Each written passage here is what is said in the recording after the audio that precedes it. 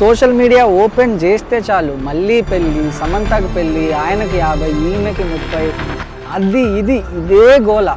అదే నాగ చైతన్యకి పెళ్ళి అయితే వైకుంఠంలో వైభవం, ఏదో రకరకాల మంచి తమ్ముళ్ళు. సమంత పెళ్ళికి మాత్రం గలీజ్ తమ్ముళ్ళు. అసలు ఆమె పెళ్లి చేసుకుంటే మీలో ఏం పోతుంది రా భయ్, నాకు అర్థం కాదు. అది టోటల్గా ఆమె పర్సనల్ మ్యాటర్.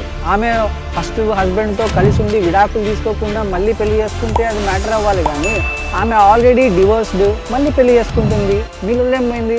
అయినా ఒక ఇండిపెండెంట్ ఉమెన్ ఎక్కడి నుంచో ఒక బ్యాక్గ్రౌండ్ లేకుండా వచ్చి ఒక హీరోయిన్గా ఎదిగి ఎన్ని కష్టాలు పడి ఉంటుందో అసలు మీకు తెలియదు. వాటన్నింటి గురించి మీరు మాట్లాడరు.